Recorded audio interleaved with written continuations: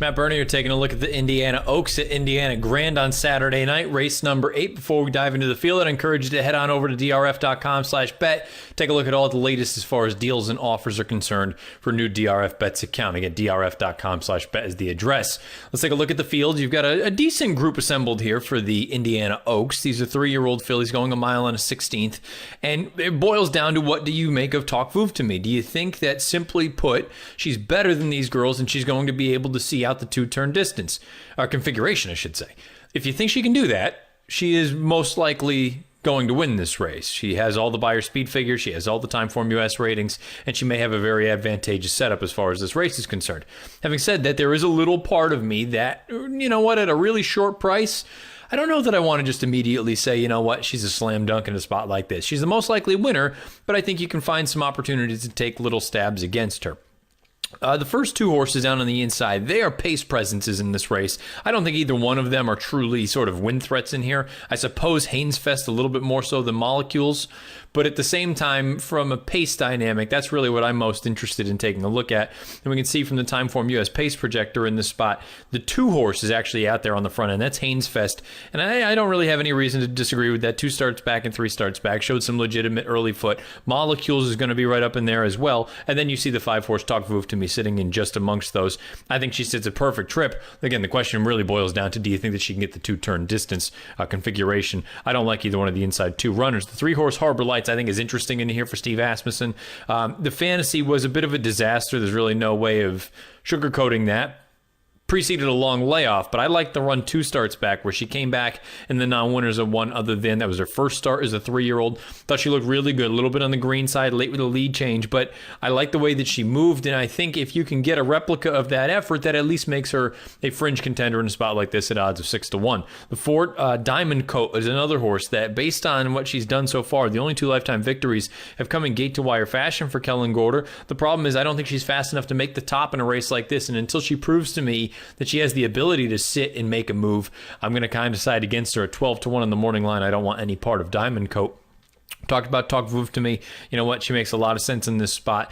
Rudy Brissett really doing a good job. 3 for 6 at the Indiana Grand Meeting. She has a little bit of tactical ability in this spot. I know her only victory to date has come in gate-to-wire fashion, but she at least shows a little bit, I believe, in that run 2 starts back in the 8 bells, that she can sit, rate kindly, and come with a bid. She's a nice horse. Wouldn't be surprised at all if she were to win this race. I still think down the road she's better off going a 1-turn configuration. She might be an interesting one down the road for a race like the Filly and Mare Sprint come Breeders' Cup time. Kelly's Humor is an interesting entrant in here for Brad Cox. Formulator fact, positive one for Cox. Over the past 90 days, dirt sprints to routes, 3 for 10, 8 in the money with a 244 ROI.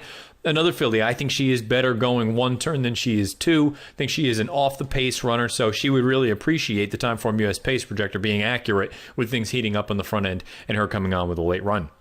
I think the 7 Skeptic is also an interesting runner in here for Rusty Arnold. Most recently, a winner of a non-winners of one other than.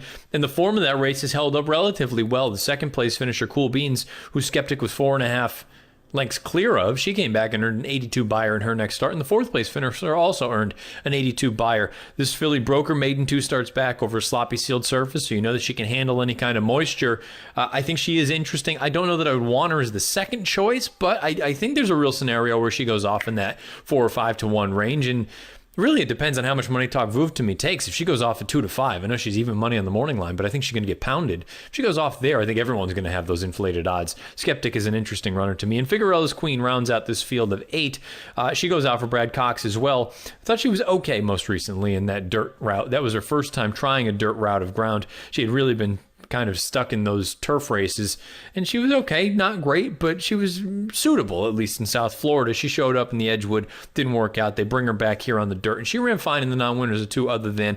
I just think she's going to need to up her game considerably if she's going to be viewed as a realistic sort of win contender in a race like this. The 3rd place finisher of that most recent start came back to earn a 76 on turf, and the 4th place finisher came back to earn a 70 buyer speed figure. So again, strictly the horse to beat in this race is Talk Vuv to me. I think she's the most likely winner, but considering she's going 2 turns for the first time, and I happen to think she might be better going shorter, I'm going to side against her. I picked her second. My pick in here is going to be Harbor Lights. I was just really taken by that effort 2 starts back in the non-winners of one other than, and I think there's a real scenario where, look, she won in her career debut. She won off the layoff in her first start as a 3-year-old. She fires fresh. She's shown that a couple of times at this point in her career. And I'm hopeful if you get something close to that N1X effort that she had 2 starts back at Oaklawn, she's going to need to move faster. There's no question about it. But if she can get in the low 90 range, I do wonder if all of a sudden she's a little bit of an interesting contender in here. So for me, 3-5-7 in the 8th race at Indiana Grand Saturday night, the Indiana Oaks. If you're playing the Indiana Oaks or any other races all across the country, DRF Bets is the way to do it. Head on over to drf.com/bet. You get all the latest offers and details as far as the new DRF Bets account is concerned. drf.com/bet. Scheduled post time for race number 8, the Indiana Oaks, a grade 3 event for 3-year-old fillies, is 9:01 Eastern. Best of luck.